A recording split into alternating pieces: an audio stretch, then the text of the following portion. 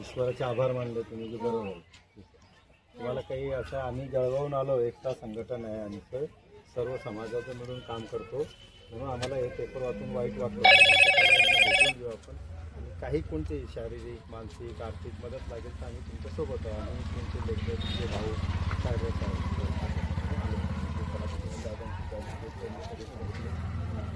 हे सर आमच्या इथे रिटायर झालेले. हां, त्याच्यामुळे आम्ही आलो. तर तुमचं काही असेल तर आम्हाला सांगायचं, यांना सांगा, आम्ही ती तुम्हाला करू. हे काही मदत आम्हाला एकच मदत पाहिजे की आमचं पोरं आमच्या घराला पाहिजे. हे जे यांना आलेलं ते स्क्रीन टाकतात, म्हणजे काय असं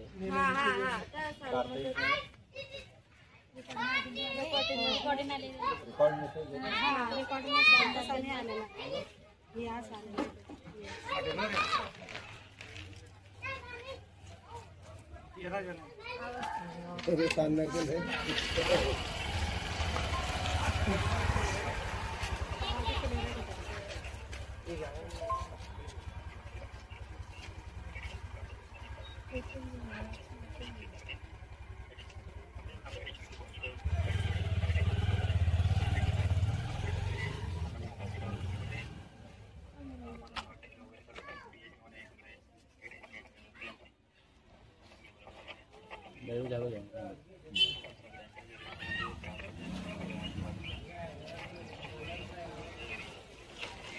काही. आता सकाळीच आम्हाला आनंदाची बातमी, आज सकाळीच आम्हाला आनंदाची बातमी भेटली होती की आज ड्रायव्हरचा फोन आलेला होता. त्यांनी आम्हाला सांगितलं की बाबा आपली मुलं सुखरूप आहेत, तुम्ही फक्त घरच्यांना सांगून द्या, आम्ही एका ठिकाणी तर आम्हाला उशीर होईल बा. त्याच्यानंतर अजून आनंदाची बातमी अशी आली, 4:15 वाजता माझे चुलत भाऊ भारत भाऊ नंदवरे त्यांच्या मुलगाचा व्हिडिओ कॉल आला होता. त्या व्हिडिओ कॉलवर त्यांनी आम्हाला 2 मिनिटं बोललं. 2 मिनिटामध्ये त्यांनी सर्व मुलांना आम्हाला दाखवलं.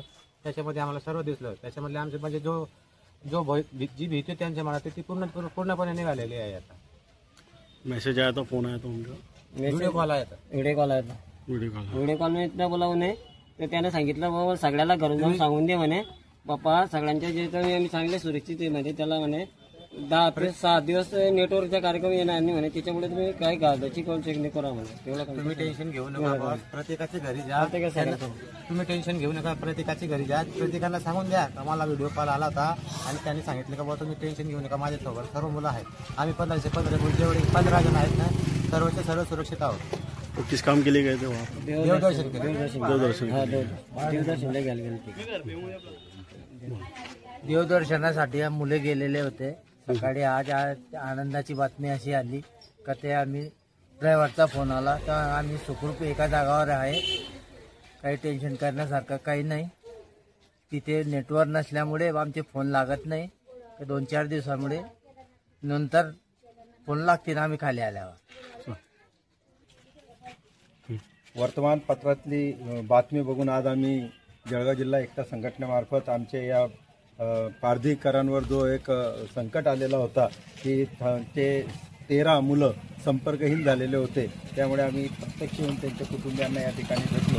परंतु ईश्वराचे आम्ही अत्यंत आभार मानतो की ईश्वराने त्यांना आजच, आता आम्ही जेव्हा आलो तेव्हा 4 वाजता त्यांना व्हिडिओ कॉलवरून निरोप मिळाला की आमचे 13 आणि 2 धरणगावचे असे 15च्या 15 जण सुखरूप आहेत आणि चांगले आहेत. आम्हालाही ईश्वराचं आम्ही आभार मानले की आम्हाला ज्या कामासाठी आम्ही आलो होतो की आम्ही यांच्या दुःखात सहभागी होऊ, त्यांना आम्ही धीर देऊ की आपले मुलं जरूर परत येतील, कारण की आपण असे कोणतेही कृत्य केले नाही की ज्याच्यामुळे आपल्या मुलांना ते भोगावं लागेल, आणि त्यासाठी आम्ही आलो. परंतु आम्हाला आल्या या कुटुंबियांनी त्यांचे मेसेजेस दाखवले, त्यामुळे खरोखरच आम्ही अल्लाचे, ईश्वराचे आभार मानतो की या तरुण पिढीला त्यांनी वाचवलं, आणि जेणेकरून हे पालकांचे जे आनंद आज आम्हाला त्यांच्या डोळ्यासमोर दिसतंय, त्याच्यामुळे आम्हालाही आनंद झाला आणि आम्ही ईश्वराचे पुन्हा एकदा आभार मानतो. धन्यवाद.